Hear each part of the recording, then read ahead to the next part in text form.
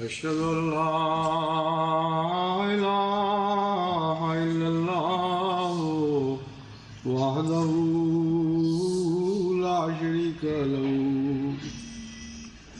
وأشهد أن محمدا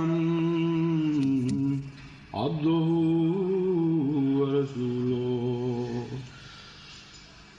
أما بعد فأعوذ بالله من الشيطان الرجيم بسم الله الرحمن الرحيم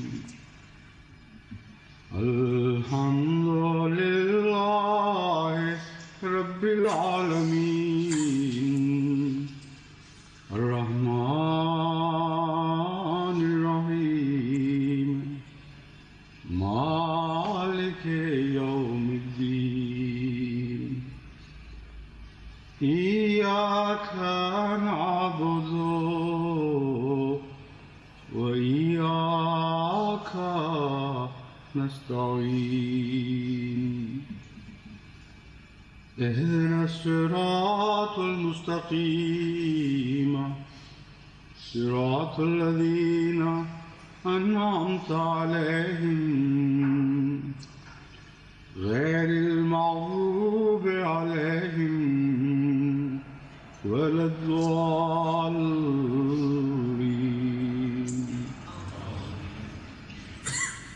أذن للذين يقاتلون بأنهم ظلموا وإن الله على نصرهم لقدير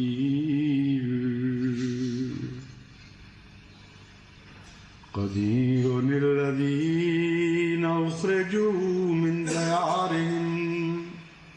أخرجوا من ديارهم بغير حق إلا أن يقولوا ربنا الله ولولا دفع الله الناس بعضهم ببعض لهدمت صوامع وبيع وصلوات ومساجد يذكر فيه اسم الله كثيرا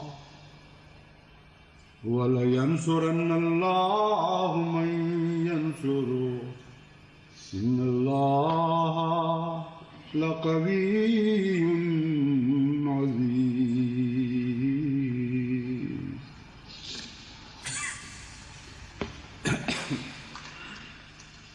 حکومت پاکستان کی طرف سے قرطاس ابیض میں جو حضرت اقدس مسیح موعود علیہ السلام کے خلاف بہتان لگائے گئے ہیں اور الزام تراشیوں سے کام لیا گیا ہے،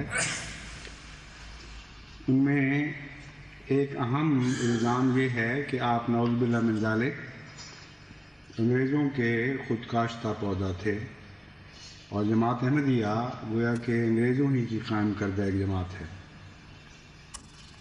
اس سلسلے میں گزشتہ خطبے میں اس الزام کے ایک پہلو سے متعلق میں نے احباب جماعت کو مطلع کیا تھا اور اس کے مختلف پہلوؤں پر مختلف حصوں پر روشنی ڈالی تھی۔ اب میں بعض اور پہلوؤں سے اس الزام کے مختلف شاخوں پر گفتگو کروں گا۔ اس الزام کے ساتھ تعلق بناتے ہوئے حضرت مسیح موعود علیہ السلام کو جہاد کا منسوخ کرنے والا قرار دیا گیا، اور یہ دلیل قائم کی گئی ہے کہ چونکہ آپ انگریز کے مقاصد کی خاطر انگریزوں ہی کی طرف سے کھڑے کیے گئے تھے، اس لیے ان مقاصد میں سے ایک اہم مقصد جہاد کی تنسیخ تھا، اور چونکہ آپ نے اپنے کلام میں بکثرت اس بات کو تسلیم کیا ہے قرطاس ابیض کے مطابق کہ آپ جہاد کو منسوخ کر رہے ہیں، اس لیے صاف ثابت ہو گیا کہ انگریز کے مقصد کو پورا کرنے کی خاطر انگریز ہی کی طرف سے ایک نمائندہ بن کر آپ کھڑے ہوئے. اس دلیل کے کو اگر قریب سے غور سے مطالعہ کیا جائے تو اس کے بہت سے پہلو ہیں جن کو مد نظر رکھتے ہوئے اس کا جائزہ لینا ہوگا. سب سے پہلے یہ کہ حضرت مسیح موعود علیہ السلام نے اگر انگریز کے مقاصد کی خاطر تنسیخ جہاد کا اعلان کیا تو وہ مقاصد کیا تھے اور کیسے آپ کی ذات سے وہ مقاصد پورے ہوئے. دوم یہ کہ حضرت مسیح موعود علیہ السلام نے تنسیخ جہاد کا اعلان کن حالات میں کیا، کون سے خطرات تھے جو انگریز کو حقیقتاً درپیش تھے، اور اس کا سیاسی پس منظر کیا ہے. اس کے علاوہ بہت سے امور ہیں جن کو میں نے نقطہ بنقطہ ذہن میں رکھا ہوا ہے اور میں انشاءاللہ ان میں سے ہر پہلو پر روشنی ڈالوں گا. سب سے پہلے تو یہ دیکھنے والی بات ہے کہ اگر انگریز نے حضرت مسیح موعود علیہ السلام سے جہاد کی منسوخی کا اعلان کروانا تھا اور مسلمانوں کو اس خیال سے باز رکھنا تھا، تو یہ ناممکن تھا کہ حضرت مسیح موعود علیہ السلام سے ایسے دعوی بھی ساتھ کروا دیتے جن سے آپ کی ساری قوم دشمن ہو جاتی. کہاں وہ دن تھے کہ علماء عظیم الشان خراج تحسین پیش کر رہے تھے آپ کو، اور یہ کہہ رہے تھے کہ عالم اسلام میں حضور اکرم صلی اللہ علیہ وآلہ وسلم کے وصال کے بعد سے آج تک اس قسم کا عظیم مجاہد اسلام پیدا نہیں ہوا. اور کہاں وہ دعوی جن کے نتیجے میں اچانک ساری کایا پلٹ گئی. غیر تو غیر اپنے بھی دشمن ہو گئے، جو خون کے رشتہ دار تھے وہ خونی دشمنوں میں تبدیل ہو گئے. اور ایسی کایا پلٹی ایک ہی رات میں ایک ہی دعوے کے ساتھ کہ تمام بستی ہوئی دنیا میں ایک بھی گویا آپ کا نہ رہا. ایسا دعویٰ کروا دینا جس کے نتیجے میں ساری دنیا دشمن ہو جائے، اس کے بعد اس انگریز کو کیا توقع تھی کہ آپ کی بات مانے گا کیا کون؟ یعنی جہاد کی تنسیخ کا اعلان کے لیے کھڑا کیا جا رہا ہے اور دعوی وہ کروائے جا رہے ہیں جن کے بعد جو کچھ تعلق رکھنے والے تھے وہ بھی خون کے پیاسوں میں تبدیل ہو جائیں. ایسی جہالت کی بات کسی ایسے شخص کی عقل میں آ جائے، جس قسم کے اشخاص آج کل احمدیت کی دشمنی میں نظر آتے ہیں، تو آ جائے، لیکن کوئی معقول آدمی دنیا کا اسے تسلیم نہیں کر سکتا. اپنا خدا مروا لیا ان کے ہاتھوں، یعنی مصنوعی خدا، اور نبوت یعنی امتی نبوت کا دعویٰ کروا کے تمام مسلمانوں کو اپنا دشمن بنا دیا، ان کا دشمن بنوا دیا. حضرت گرو بابا نانک کے متعلق اعلان کر کے ان تمام سکھوں کو دشمن بنا دیا جو پنجاب میں ان کے بستے تھے. آریوں سے ٹکر لگوائی اور سارے آریہ سماج کو دشمن بنا دیا. سناتن دھرمیوں سے ٹکر دلوائی اور سارے سناتن دھرمیوں کو دشمن بنا دیا. بدھوں کے متعلق وہ اعلان کروایا جو ان کو قبول نہیں تھا، زرتشتیوں کے متعلق وہ اعلان کروایا جو ان کو قبول نہیں تھا، اور تمام دنیا میں جتنی قومیں بھی مذہب کی طرف منسوب ہوتی ہیں ان سب کو چیلنج دلوا دیا، اور ہر ایک کو متعلق ایسی بات کہی جو اس کے دل کو کڑوی لگتی تھی. اس قسم کا مصنوعی، اس قسم کا جھوٹا تو کبھی دنیا میں کسی نے نہیں دیکھا کہ باتیں وہ کہے جو کڑوی ہوں، جو ہر ایک کو تکلیف پہنچاتی ہوں. اس قسم کے اشخاص تو سوائے نبوت کے کبھی منصہ شہود پہ نہیں ابھرا کرتے. قرآن کریم کی تاریخ جو قرآن کریم پیش کرتا ہے اسے اٹھا کر دیکھیے، واقعہ نبوت کے سوا ایسا واقعہ کبھی نہیں ہوتا کہ ایک شخص سب دنیا کو اپنی طرف بلانے والا ہو اور دعویٰ ایسا کرے جو سب دنیا کو نامقبول ہو. وقت کا سب سے کڑوا دعویٰ یہ دعویٰ ہوا کرتا ہے کہ خدا نے مجھے بھیجا ہے، جب غیر تو غیر اپنے بھی ساتھ چھوڑ دیا کرتے ہیں. ایسا دعویٰ انگریز نے کروا دیا ان عقل کے دشمنوں کے نزدیک، اور پھر توقع یہ رکھی کہ جب یہ شخص کہے گا کہ جہاد کا خیال چھوڑ دو تو سارے ایک دم جہاد کا خیال چھوڑ دو. انگریزی حکومت کی ساری سردردی ختم ہو جائے گی, سارے مسائل حل ہو جائیں گے, کیونکہ جب مرزا صاحب نے جو اعلان کر دیا, یہ بات ان کی عقل میں آ جائے تو آ جائے. کوئی نارمل, کوئی معقول انسان اس بات کا تصور بھی نہیں کر سکتا. اور حالات کیا تھے جن سے انگریز کو خطرہ تھا؟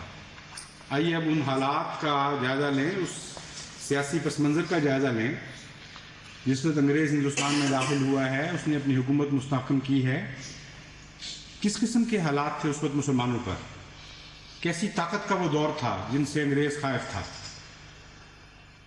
مولوی مسعود احمد صاحب ندوی اس دور کا ذکر کرتے ہوئے لکھتے ہیں, اس وقت پنجاب میں سکھا شاہی کا زور تھا.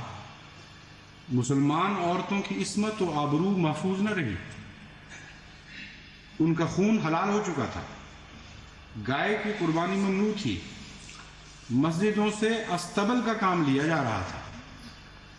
غرض مظالم کا ایک بے پناہ سیلاب تھا جو 5 دریاؤں کی مسلم آبادی کو بہائے لیے جا رہا تھا. آنکھیں سب کچھ دیکھتی تھیں مگر قوائے عمل مفلوج ہو چکے تھے. سارا ہندوستان بس رہا تھا, تمام قوائے عمل مفلوج تھے. سارے ہندوستان کے شمال سے جنوب تک ان کو یہ توفیق نہیں تھی کہ اپنے مسلمان بھائیوں کے خون کی حرمت کا اعلان کریں اور ان لوگوں کے خلاف جہاد کریں جنہوں نے اس کو حلال کر دیا تھا. جن کے نزدیک گائے کا خون تو حرام تھا لیکن مسلمانوں کا خون حلال ہو چکا تھا. جن کے نزدیک مسلمان عورتوں کی عصمت اور آبرو کی کوئی بھی قدر و قیمت نہیں تھی. ان ماؤں, بیٹیوں اور بہنوں کی آبرو کی حفاظت کے لیے تو کوئی نہیں ہاتھ نہیں اٹھا. ان کو بچایا کس نے اس دور سے؟ وہ انگریزی حکومت تھی. جب وہ آئی تو تب امن آیا مسلمانوں کے لیے. ان مسلمانوں سے خوف کر رہے تھے انگریز, ان سے خوف کر رہے تھے جو دلی میں ایک حکومت بنا کر بیٹھے ہوئے تھے جن کی دلی میں بھی نہیں سنی جا رہی تھی. تمام ہندو ریاستیں آزاد ہو چکی تھی. ہر طرف سے خونخوار بھیڑیوں کی طرح مسلمانوں کو نشانہ بنایا جا رہا تھا ظلم و ستم کا.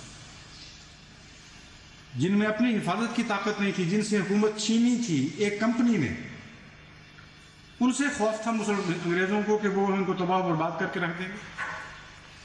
اور پھر وہ جہاد سچتا کیسا ہے اس کا تصور بھی تو کریں کہ انگریز آیا, سکھوں کے مظالم سے نجات دی, ہندو راجوں اور مرہٹوں کے ظلم و ستم اور استبداد سے بچایا, اور اچانک مسلمان اٹھ کھڑا ہوتا کہ اچھا اب تم نے ہمیں بچا لیا ہے نا, اب ہم تمہیں ٹھیک کرتے ہیں, اب تمہیں بتاتے ہیں کیسے مظلوموں کو بچایا جاتا ہے. یہ تھا تصور جہاد. عقل کی بات کرو, کوئی ہوش کے ناخن لو. یہ کیا دعوے کر رہے ہو؟ کیا دنیا کو منہ کو دکھاؤ گے کہ یہ ہمارے دعوی ہیں؟